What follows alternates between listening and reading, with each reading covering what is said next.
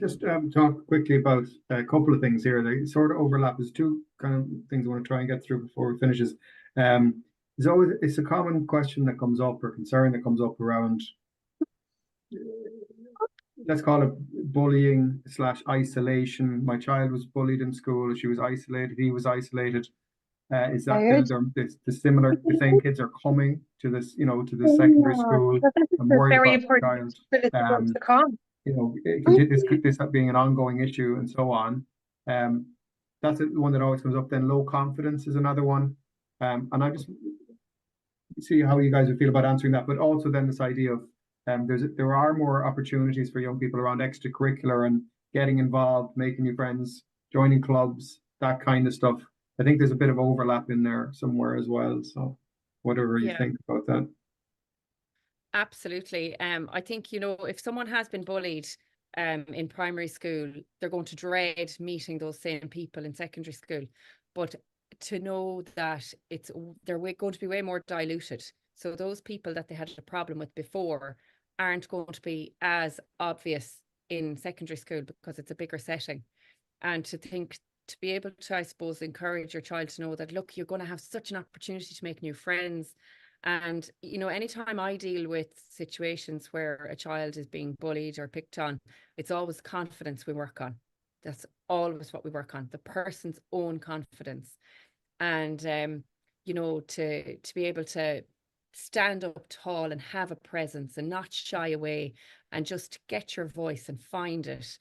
And, you might have a child, you mentioned sport there, that mightn't particularly be sporty, but there's going to be loads of different opportunities to join groups and, join the music group or join the choir or join the chess club or whatever it is, or the Lego club, and, make friends through that. If it is a problem where, say, someone has been really badly bullied by a particular group of people, let the school know and try and have it in such a way that your child isn't necessarily in the same homeroom class as those people, so that they at least get respite. Like, they may end up picking the same choice subject, so you can't tailor make it that they're never going to be in the same class, but at least for certain subjects they'll have a bit of respite. um I it doesn't seem to matter how well a school is run, bullying happens. Mm-hmm. The thing is Mm-hmm. to, I suppose, really know what constitutes bullying. And sometimes people build up a situation in their head into a bullying situation. It might not necessarily be a bullying situation. So to know that bullying is repeated behavior. And I think sometimes, or I suppose what I've noticed is sometimes, it's this transferring of anxiety onto your child. If you've had a bad experience in school, Yeah. it's just to be really aware that this is an opportunity for your child. They're living their own separate life, and they're not going to have the same experience as you had.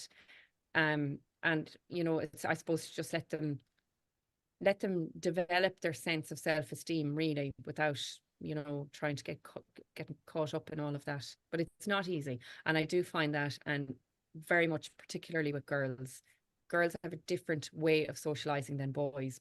Just, they go around in a big huge group, big clump of boys. They don't know who's in the group, who's not in the group. They all kind of move around together and accept each other, and they don't seem to have this this clickiness that the girls seem to have. So girls will fall in and they will fall out in Mm-hmm. second year, particularly in second year. And they will have their fallout. And to know that if your child comes home and says, oh, such a one isn't talking to me and we've been friends since play school, they may well develop new friendships. They may well gravitate because they're finding themselves. They're developing their personalities. They're developing their values and what they stand for and what they think and what they like and what they don't like. And they may well gravitate towards a different group of people. And that's And they natural. may well fall back in again. So there's no Yeah. point in rolling up the sleeves going, well, now I'll sort that one out and I'll do this. The most important thing we do when your teenager is telling you a story is to listen with love and to listen with compassion.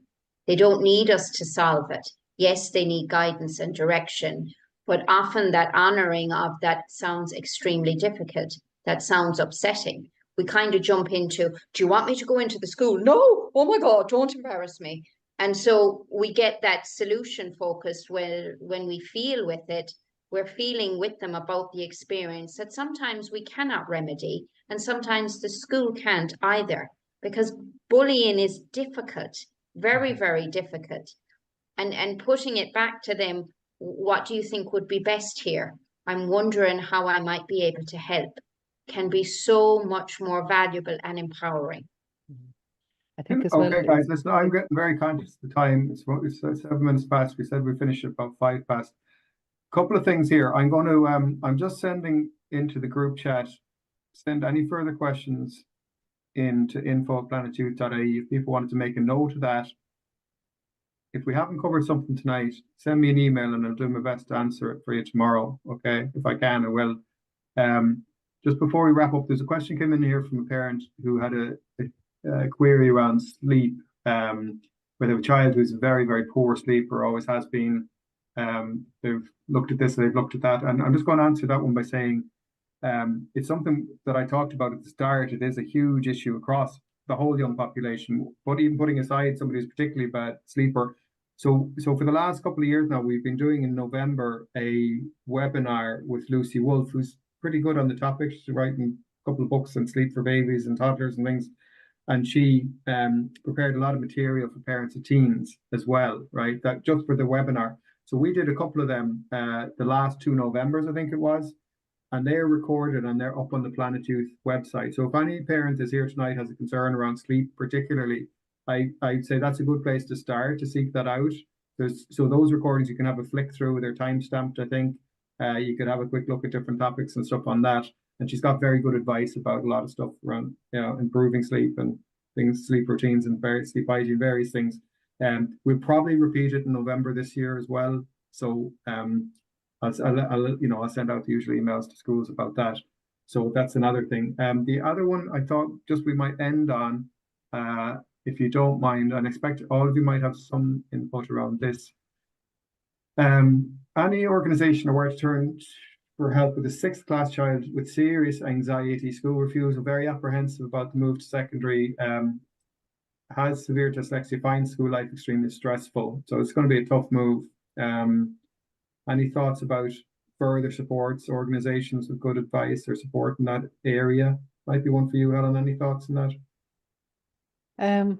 Well, I think talking to the people in the school, the secondary schools, be important that the school's aware of all of that. But I think as well, maybe finding groups like within the youth service, depending on what county the individual is in, like the youth services do often do one-to-one work with young people. It's not a therapy session, but it's just a one-to-one session working on these things, or doing some small group work where maybe we're just helping to iron out some of the worries, going through things like timetables or finding your way around and things like that. We play games and we do stuff, at the start they don't know how to read a timetable, then they're having a game and suddenly they're able to read a timetable and things like that.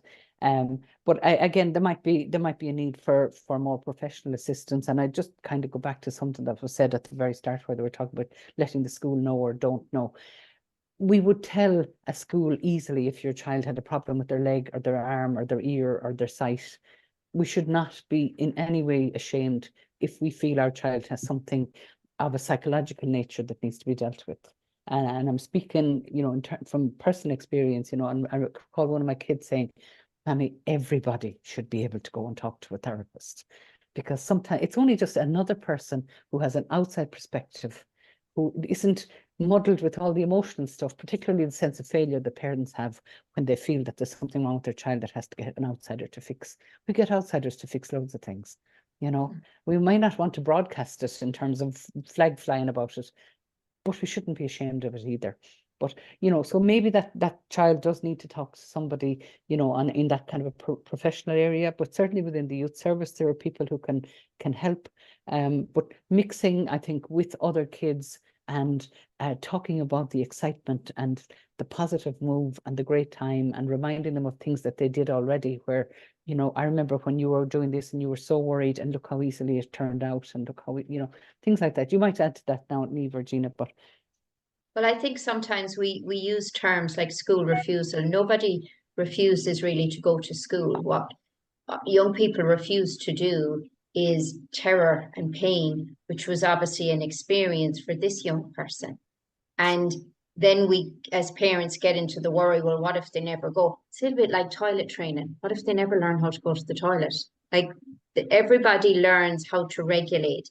And that young person needs a lot of patience. It can be upsetting and frustrating for a parent and very panic evoking. But that young person, I think, like Helen said there, they're lovely techniques and their support and their distraction and their fun and their energy. And again, often families, we're so invested in it when we're focused on the behavior and the concern. Whereas if we go to Helen, we go to somebody, they're supporting the parents to support the young person. They're making it, yeah, okay, might not happen today or tomorrow. Don't put a time on it. And it's like, I think you'll know, Niamh, all schools now are very much aware of this and they work within the timetable and the supports, and it often settles. Absolutely. And I would say as well to try and visit the school before school starts back. Get used to the building. You know, get in there in August, earlier on in August, have a look around, talk about, oh, wow, and won't this be great when you get to do whatever, you know, and from a really positive point of view. And to even get used to that journey into school and out, and, you know, it's just get more comfortable with the place, really. And even if there was a person, like a young person going to the school that your child is friendly with in any way, they might go into the school with them or a visit beforehand. Schools will often facilitate that. I'm just going to wrap things up here now very shortly. I did say quite a lot of schools now would have a video tour as well, I think, on the website. The websites are very good. Another good thing to check out is the school website, have a browse through it, give you an idea who's who and what's going on and things that, that sort of stuff. I think something that's kind of come through fairly strongly tonight is just around the idea of just keeping good communication with the school. Any issues, alert them early, alert them, keep the communication work with the school. And keep on top of the journal. There's always going to be a school journal. There's a lot of information in there coming, and that's a way a lot of schools will communicate with you as parents. That's it. I want to say thanks, Niamh, for joining us. Thanks, Helen, for joining us. Thanks, Gina, for joining us. Very kind of you to give up your evening. And I was looking at the comments that are coming in. There's a lot of very, very appreciative and thank yous and appreciative parents there. So.